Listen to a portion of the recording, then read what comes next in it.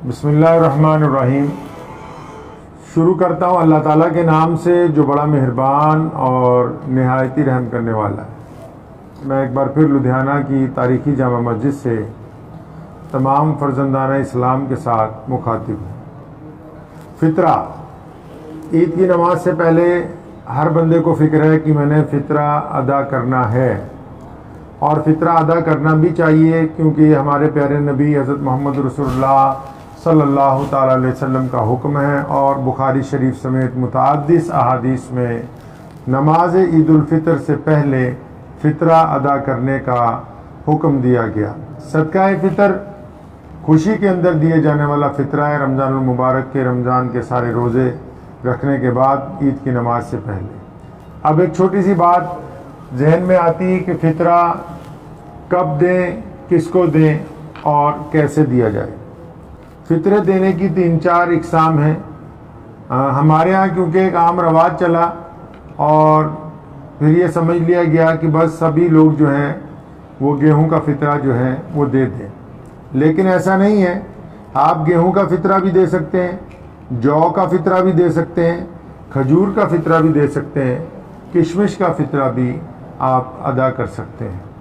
یہ جو 4 قسمیں میں نے آپ کو بیان کی ہیں، یہ اس لیے بیان کی ہیں کہ جو صاحب مال حضرات ہیں، جن کو اللہ نے خوب دیا ہے، اگر ہم آج گیہوں کی قیمت نکالتے ہیں تو اس کی قیمت بھی ادا کی جا سکتی ہے ان اشیاء کی۔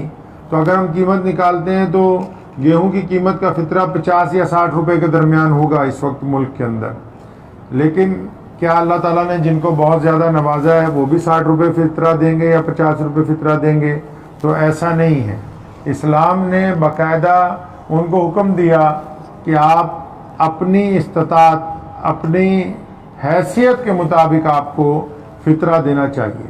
مثال کے طور پہ اللہ تبارک و تعالیٰ نے آپ کو خوب نوازا ہے تو آپ اس سے آگے بڑھیں، جو کی قیمت کا فطرہ دیں، کھجور کی قیمت کا فطرہ 700 روپے فی آدمی بنتا ہے، کشمش کی جس کو سوگی کہتے ہیں ہم عام زبان میں، اس کا فطرہ 1000 روپے فی بندے کا بنتا ہے۔ اور فطرہ گھر میں سے کس کس کا دینا ہے؟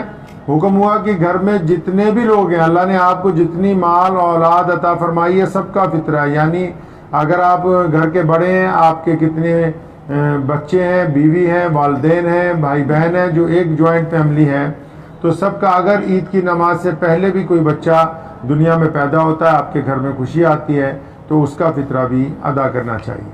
اب فطرہ دیں کس کو؟ فطرہ دینے کے لیے بہت سارے لوگ اکثر مدرسوں کا، مسجدوں کا رخ کرتے ہیں۔ اچھی بات ہے کہ مدارس کو بڑی ضرورت ہوتی ہے، لیکن جو اصول نبی اکرم صلی اللہ علیہ وسلم نے طے کیے اور اسلام نے جو سماجک ویوستھا بنائی ہے پوری دنیا کے لیے، ہم اسی کو چلتے ہوئے آگے بڑھیں گے۔ حکم ہوتا ہے کہ آپ اگر فطرہ دینے کے لیے نکل رہے ہیں تو آپ کا جو پڑوسی ہے، اگر آپ کا پڑوسی غریب ہے اور وہ عید کی خوشی میں شامل نہیں ہو سکتا، تو آپ کو اپنا فطرہ گھر کا اکٹھا کر کے خاموشی سے کم از کم عید سے 1 دن پہلے آپ کو ان کو دینا ہوگا۔ اور اگر پڑوسی بہت خوشحال ہے تو آپ کے رشتہ داروں میں کون سا ایسا بندہ ہے جو مستحق ہے اس رقم کا، جن کے گھر میں عید کی خوشیاں رقم کی نہ ہونے کی وجہ سے نہیں آئی ہیں، تو آپ کو ان کو دینا ہوگا۔ یہ 2 اقسام پوری ہونے کے بعد آپ جو ہے پھر فطرے کی رقم کہیں باہر دے سکتے ہیں، قریبی کسی مدرسے میں دے سکتے ہیں، کسی مستحق غریب آدمی کو دے سکتے ہیں، کسی اپاہج کو دے سکتے ہیں، کسی بیوہ کو دے سکتے ہیں۔ اس لیے ہمیشہ یاد رکھیں کہ فطرہ صرف ایک ہی رقم نہیں ہے۔ یہ جو ہمارے ہاں کچھ لوگوں نے بھیڑ چال چلائی کہ نہیں جی بس 50 روپے فطرہ ہے تو سارے 50 روپے ہی دیں گے، نہیں، جن کو اللہ نے لاکھوں روپے دیے ہیں وہ کیوں 50 روپے دیں گے؟ ان کو کشمش کا فطرہ دینا ہوگا، یا کم از کم کھجور کی قیمت کا فطرہ ادا کرنا ہوگا۔ دعا کرتا ہوں کہ ہم اچھی طریقے سے فطرہ ادا کریں، ان گھروں تک رقم پہنچائیں جو عید کی خوشی کے اندر شامل نہیں ہو سکتے پیسے کی وجہ سے، اور اپنی حیثیت کے مطابق فطرہ ادا کریں۔ دعا کیجیے اللہ تبارک و تعالیٰ اس رمضان الکریم میں ہم سب کی طرف سے کی گئی عبادات اور نیک کاموں کو قبول فرمائے۔ السلام علیکم، اللہ حافظ۔ مجھے امید ہے کہ آپ کو یہ ویڈیو پسند آئی ہوگی۔ اگر پسند آئی ہو تو یہ آپ اپنے دوستوں کے ساتھ شیئر کریں اور اس چینل کو سبسکرائب ضرور کریں۔